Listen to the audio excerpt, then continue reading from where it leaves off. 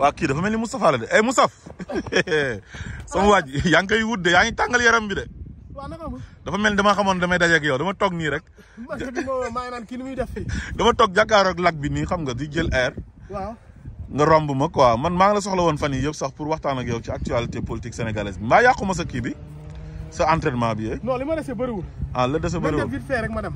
ok dama la bëggoon rek laaj par rapport ak les problèmes qui prévaut au Sénégal avec le mutisme des kilifa yu nekk foofu noonu te heure bi waroon na fekk ñoom ñu alerter. mu xaw a jaaxal ñëpp daal loolu naka nga ko gisee yow. Alaaji As nag wax si kilifa diine dina xaw a jafe trop. non kilifa de tout bord quoi yu nekk ci entité yëpp. quoi maanaam diine yeeg aada yeeg porteur de voix. voilà porteur de voix yi ñëpp. bon en tout cas daal man gis naa temps yëpp maa ngi gis gars yi di génnee benn waxtaanu maam Abdou Aziz. benn vidéo boo xamante ne xamatuma ban année la ko waxoon. mais en tout cas daal ñëpp a ngi koy jooy te nag bu ñu demee ba di ko jooy dafay mel ni maanaam taxawaay bi mu taxaw bi mu amoon ni mu daan taxawee ni mu daan waxee muy leer maanaam di bàcc fi mu war a bàcc dëgg bi mu war dëgg bi lii la di tranché.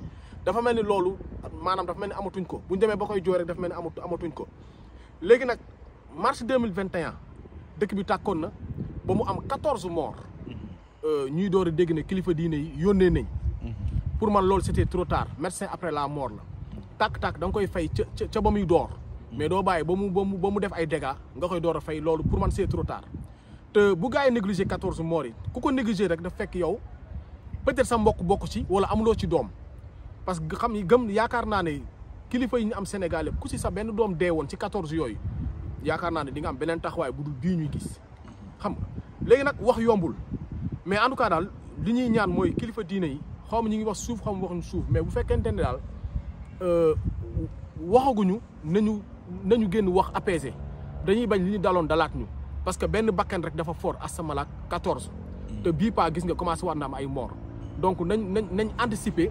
teel ko fay te di wax ne tam kilifa gis nga kilifa surtout kilifa diine su la diine soxlaa da nga war a jug parce que gis nga man dafa am benn affaire boo xam ne neexuma mooy gis nga waa ànd sàmm jikko yi seen loi bi ñu bëggoon dugal assemblée nationale boobu man gëm naa ne dëgg la dégg naa ñu ne kilifa diine yi bind neen yónnee mais entre loo xamante ne soo bindee mun na am mu faju mun na am du faju waaye yow leer na ne boo jugoon taxaw pression de plus la imaginer sunu xalif généraux yëpp bu ñu jugoon jour boobu ñëw pression boobu noonu gëmuma ne état bi dina ko attan boobaa gëm naa ne dañ koy voté xam nga donc daal parfois dafay laaj nga jug comme que ñoom am na affaire yoo xamante ne mi ngi leen doon jaral ñuy jug comme ay bu ñuy def ay gàmm wala màggal wala ay ziyaara wala ay inauguré ay mosquée da leen di jaral ñu jug lii tamit mbirum diine ndax ngóor jigéen day yàq jikko. mais kilifa diine yi seen entourage am nañ fa ay représentant nguur gi de ñoo xam ne dañ leen di jox xaalis pour ñuy nelawal kilifa diine yi bañ leen wax dëgg wala bu fa ay opposants ñëwee. ñu fexe ba duñ gis kilifa diine yi pour wax leen dëgg est-ce que loolu tamit du handicap bi. mun na nekk handicap waaye tey jii nii situation bi fi mu nekk Sénégal ñu dul ay sénégalais say yëg nañ ko instant bi mënuloo wax ne benn nit yëgul li xaw Sénégal donc daal daaye bi nañ ko jéem a fay balaa muy trop tard di wax ne tamit pour rek bañ a wax sax si kilifa diine yi boo xoolee yenn porteurs de voix yi ñi si mel maa ngi gis par exemple keroog ñi ngi mbër yi ñi ngi recevoir mbër yi du ma si yàgg nag parce que xam nga li ma si bëgg wax rek mooy mbër. mais recevoir nañ leen ba pare ñu def conférence de presse tamit. waaw mais li ma si bëgg wax rek mooy gis nga mbër. ak musicien. bon ñoom dafa doon dañ doon ay métiers yoo xamante ne ñoom dañuy soxla population. parce que musique tey jii nii musiciens yi boo gisee ñoom foog bu ñu tëggee seen concert foog population bi ñëw foog nit ñi ñëw mbër foog nga am mbooloo sinon kenn du la tëggal làmb donc ñoom foog ñuy ranger wu du côté du peuple loolu moom mooy seen avantage loolu rek laa am di leen wax te par exemple ku si mel ni Youssou Ndour dëgg la c'est un exemple xam nga référence la si wàllu liggéey créé na ay emploi gàcce ngaalaama ñu mel ni moom bu ñu ci amoon 5-10 dëkk bi day gën a neex chômage bi dina wàññeeku mais Youssou Ndour dafa am loo xam ne waxoon na ko 2011. on est en 2023 2011 année pré-élection la woon. 2023 année pré-élection loolu mu waxoon 2011 dafa mel ni sax ñu ko wax 2023 te pourtant même situation yi la lan moo changé si diggante bi xam nga c'est des questions qu'on se pose quoi troisième mandat la doon xeex ba mu jaral ko lu ne am ñu ne Youssou Ndour mii nekkul sax troisième mandat lay xeex c'est que Ablaye Wade da ko nangul licence am la bëgg nangu xam nga gars yi ñu ne nañ ko bàyyi bénéfice du doute population bi yëpp nekk ci ginnaaw Youssou Ndour. je me rappelle bañ koy sànni xeer. population bi dawuñu de mais Youssou Ndour dañ jàpp dugg ci otom door a daw. tey xoolal rek bu manifestation amee gars yi dañuy cibler sax ay télé di ko sànni xeer. lu tax parce que maanaam le fait que mu war a wax te waxul. yaa ngi dégg Youssou Ndour man comprendre ma. donc daal suñu si mënee dimbali nañ ñu si dimbali quoi. waaw wax nag moo yombul mais xam nga wax maanaam ñu teel a wax teel a fay daay bi moo gën affaire yi di ëpp loxo quoi. waaw léegi naka nga gisee Pape Djibril Fall ak bi mu demee ci manifestation F24 bi ñu yuuxoo ko mu génn ne waa Kër Sonko ñoo ko doon yuuxoo te dañ ko wax ne ko ñun ay Joola lañ bëgg a ethniciser le débat politique est-ce que moom loolu war na ko. bon loolu c'est très très très dangereux quoi xam nga loolu kenn rek moo fi doon jéem a def di fi jéem a yee ay affaire de ethnie kooku Macky Sall la woon xam nga Sonko moom boo déggee ay discours am sax nee na xam nga man bu leen ma votel parce que Joola laa parce que Casamance laa dëkk parce que ñoo bokk région xam nga moom nee nañ ko fal ci programme Pape Djibi bon bëgguma taxaw trop ci moom quoi parce que gis nga situation fu mu toll nii taluma ay Pape Djibril Fall quoi te xam nga na continuer di wax garaawul man daal di wax ne patriotes yi wala Ousmane Sonko gis nga nit bu lay dàq ji mënu laa jot. fu mu foree xeer da la koy sànni donc ay Pape Djibi nañuy forcer seen xeer di sànni garaawul loolu amul c'est-à-dire fi dëkk bi toll tey jii nii.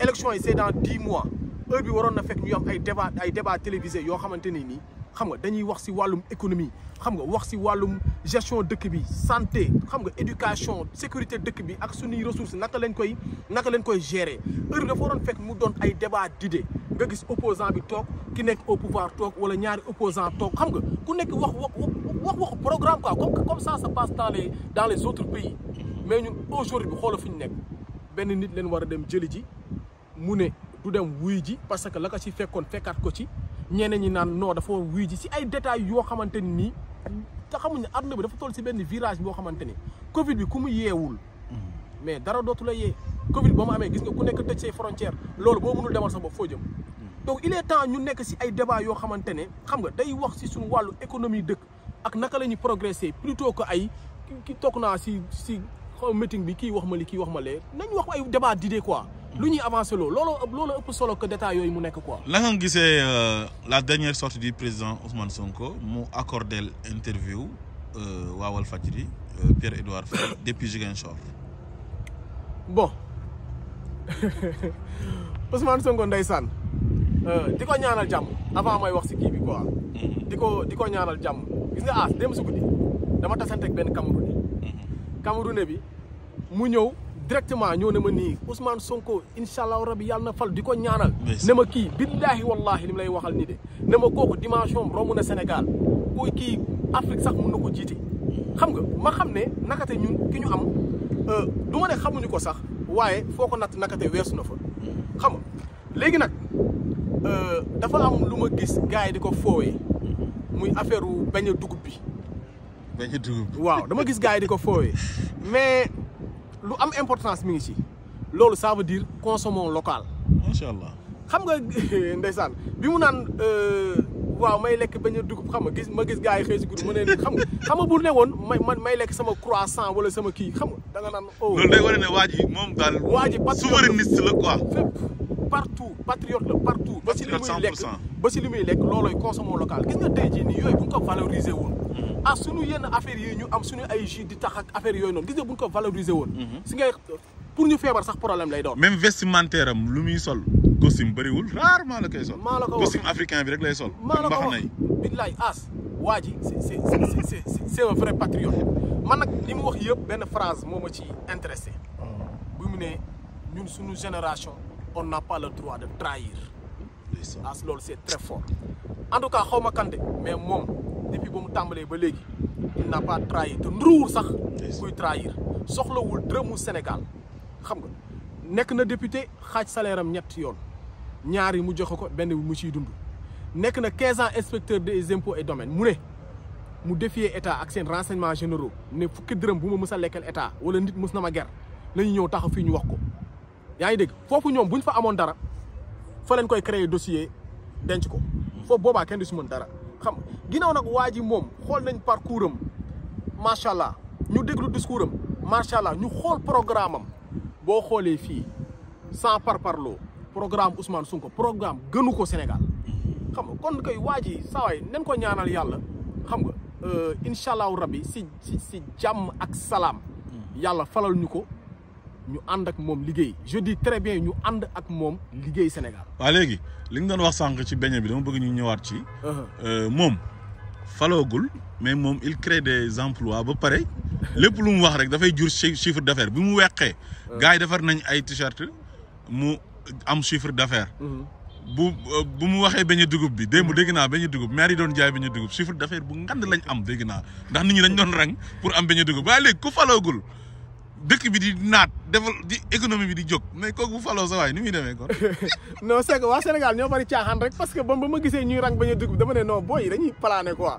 mais yow am na boo fàtte ba mu demee jënd carax marché Colobane. waaw caraxu uude yi ñu defar foofu. waaw mais gars yi dañoo defar seen chiffre d'affaires. c'est que gis nga as njiit pour mu defar réew day fekk waa réew ma bëgg ko. ndeysaan gis nga Ablaye Wade bi muy door a falu en 2000. su ne woon booy yi dem leen ngeen bayi ji. je te jure as xoolal agriculture dana développé ba c'est pas la peine parce que instant boobu Ablaye Wade nekkul sax ay militants la amoon mais ay talibé la amoon. tey ji Ousmane Sonko lu raw loolu laa gis ci moom. parce que man dama gis benn vidéo man maa gis du sax vidéo man maa dem Sénégal waa ji di jaay mooy posteru Ousmane Sonko yooyu. di ko jaay benn waay ñëw na ko poster bi ñaata mun na ko 1000 francs waa ji na ko 5000 laa la koy fayee. macha allah jël 5000 jox ko. yaa ngi dégg donc moom nit ñi bëgg nañ ko ba pare te gis nga un chef d'État. si ton peuple est derrière toi as. tu peux tout faire. waaye léegi nan la ñuy def ba Macky Sall li mu nas nii moo groupuscule bu mu àndal maanaam fagaagal ko briser rêve l'écrasante majorité des Sénégalais. nan la ñuy def ba loolu du am maanaam ñun peuple bi. waaw day revenir si li ñu doon wax au début rek. ñi war a apaiser ñi nga xamante ni bu ñu waxee ñu déglu leen nañu wax mais nag bu ñu demee ba ñooñu waxuñu ba Macky Sall nag ndara songu waa ji boobaa résistance dafay am wàll te yàlla bu ñu yegg foofu quoi. mais posé gum ne benn acte ndax cour d'appel gis nga li ñu def condamné ko 6 mois ci yu ñàkk fayda te ñëpp xam nañ ne juge yooyu li ñu def dañ leen ko sant ba pare ñu ngi demaat ci Adji Sarr te ñoom. seen objectif mooy éliminer ko. waaw léegi ñun nan la ñuy def ñun ba loolu du am. moom laa la wax dafa laaj xeex wala. mais bien sûr dina laaj xeex déggoom la wax dama ne ñi war a wax bu ñu waxul parce que xam nga Moustapha Gueye oustaz Moustapha Gueye ndeysaan yàlla na yàlla yërëm te xare ko àjjana. dama ko mës a déglu benn jour muy wax mu ne picc bi dafa nekk ci kaw ñaari kaña di xeex.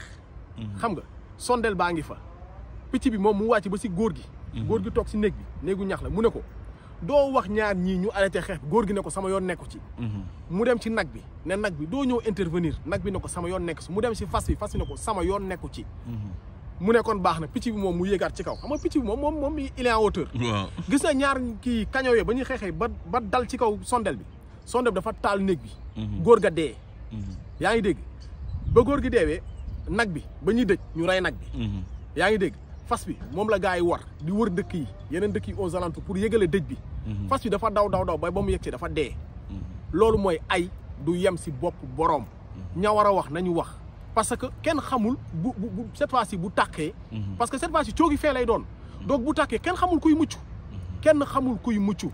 donc daal xam nga nañ ci jàpp mais nag bu fekkente ne loolu yëpp amul. ñaanu ma ko yàlla de mais boobaa après résistance day mujj am. te as yàlla bu ñu yegg foofu. kon daal li yàlla wax ne wattaqu fitnatan laa tusibanna allazina zalamu minkum xaassa maanaam fitna daal. boo ko taalee daal mën na law ba àgg foo xam ne yow foogee ko woon sax foofu. mënatoo ko téye. waaw mënatoo ko téye. waaw xoolal la preuve la dernière bee passé bi oto bi di kii dem mbëkk benn policier mu décédé. xamal ko ba muy dem décédé tax woon jóg. dëgg la donc ay du yem si bopp borom quoi Alaaji As. waaw waaw mais yow. mais kon yow yaa ngi àggali entraînement bi. waaw jaajëf kon. jaajëf Alaaji As. waaw merci waay Moustapha.